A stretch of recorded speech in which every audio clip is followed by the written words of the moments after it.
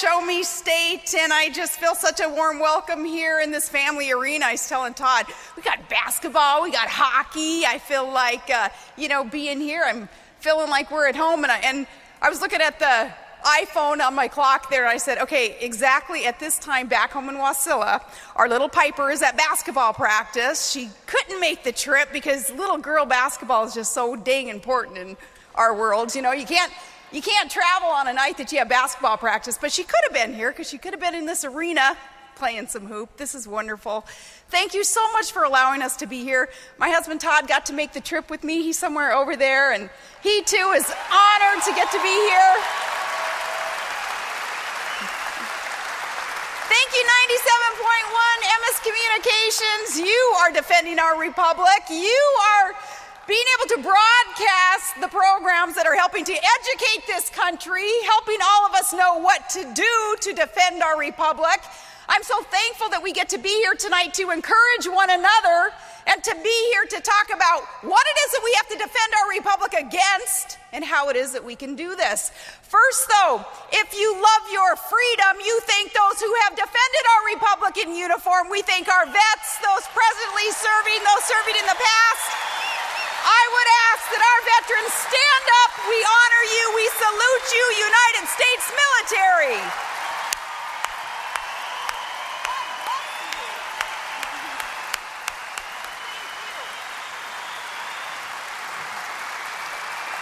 We salute you. Thank you for your service. Thank you.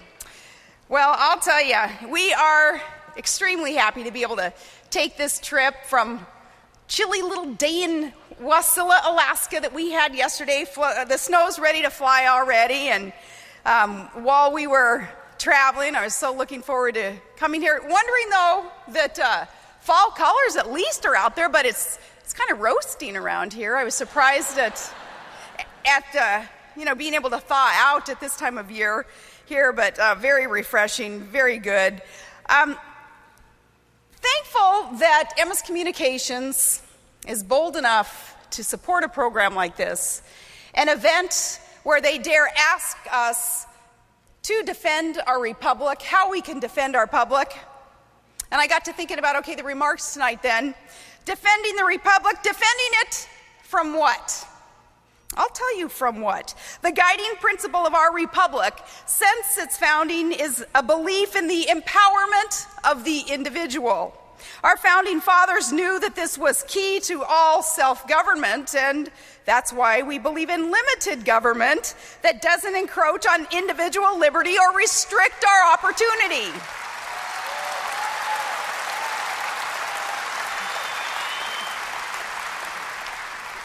Our country was founded on meritocracy, not a bunch of aristocrats who would tell us what we were to do and give us opportunity in a system of government based on what our connections would be or who our father would be. But no, we would be empowered. Ordinary men and women would be empowered, and I say ordinary with all due respect. I agree with Notre Dame's famous and awesome ex-coach Lou Holtz. He used to say, God didn't put us on this earth to be ordinary. He gave us gifts and talents and purpose and destiny in all of our lives so that we can do extraordinary things. So when I talk about ordinary men and women, know where I'm coming from. And by the way, my acknowledgement, my appreciation for what it is that Lou Holtz was talking about, that purpose, that destiny, the goal that I believe our Creator has for each one of us. It's why I'm adamantly pro-life, because I have such a belief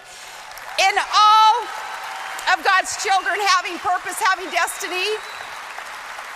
All of us, whether we rise to the world standards of perfection or not, and kind of along those lines, though I digress, I want to publicly again thank our Lord for giving Todd and me and our family the most beautiful reminder of precious life, and that's our little boy Trig, and what it is that he has brought to our world, that reminder of the world standard of perfection and then God's standard of perfection, and we see in Trig God's standard of perfection.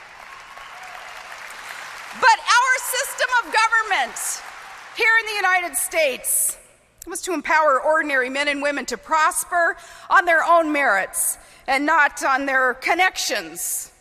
Our founders didn't want us to be like those European powers of their day. They fought for their freedom from that old system of royal patronage and the aristocratic system of privilege. They didn't want an America hierarchy where only those who are well connected would be able to get ahead and stay ahead. They wanted a system of government that promised freedom and opportunity for all. Everyone, regardless of who their father was, who their connections were in that hall of power. It was this promise that inspired our ancestors to leave the old country, to leave their homelands behind, to come here. And no matter which old country they left behind, all of those countries were essentially the same in that in them, a concentration of power and money would be in the hands of a few.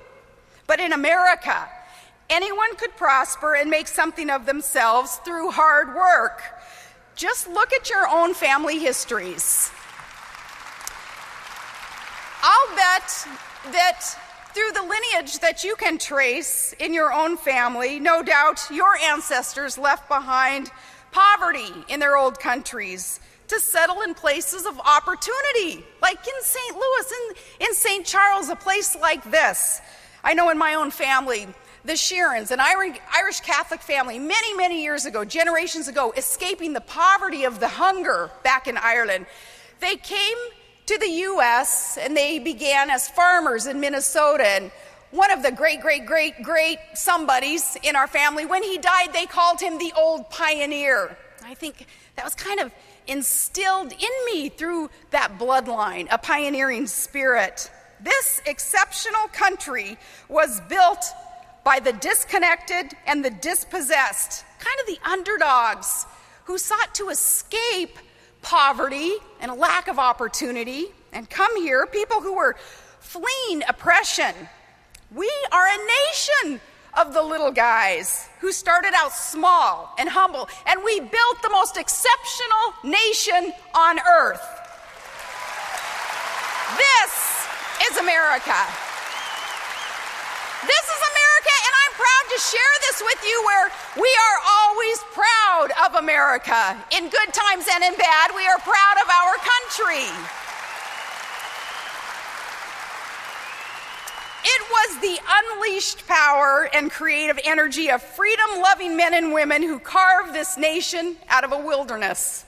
They used places like Missouri as the jumping-off point for their journey.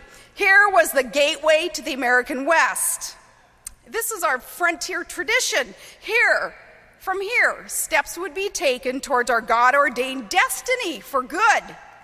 Now, I'm an Alaskan, and up there, it's not an easy living, but it's a good living. And it's not, and Dana alluded a little bit to that. Shoot, I was chopping firewood before we got on the airplane to make this trip, and I was thinking, man, when I get back home, I'm going to be doing the same thing to thaw out the kids. You know, it's cold up there, and just sort of as a way of survival up there, you have to be independent, you have to have work ethic, and you have to kind of still have within you that pioneering spirit that built America.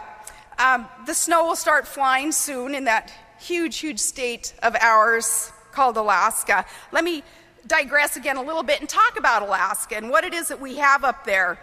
Alaska is huge. So when I talk in our little sister state called Texas, when I go there to speak, we're 2.5 times the size of Texas. And I talk about the 5 different geological and geographical regions of Alaska. We have rainforests, we have permanent tundra that's frozen year-round. We have such a diversion of topography up there and minerals. We have hundreds of trillions of cubic feet of natural gas. And we have billions and billions of barrels of oil that are warehoused underground in Anwar.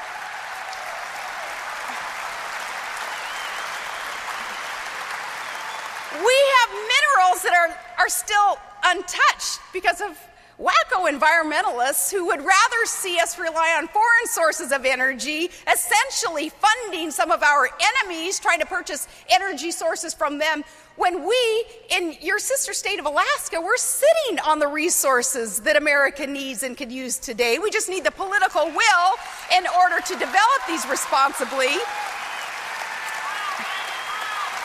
That's right, drill, baby, drill.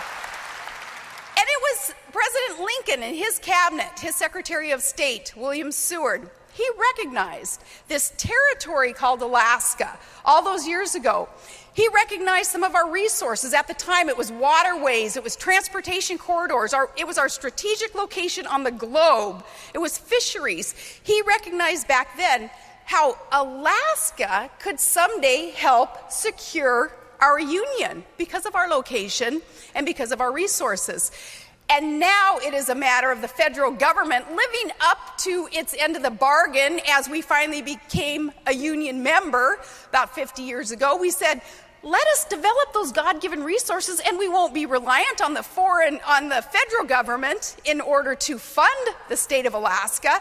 But the federal government hasn't lived up to its promises yet because they still lock up our lands. Less than half of 1% of Alaskan lands are even in the private sector's hands. Between state, federal, native corporation, different government ownership, it's ridiculous. It's America's Fort Knox. That's what's waiting for you up there in Alaska if we're allowed to drill this. And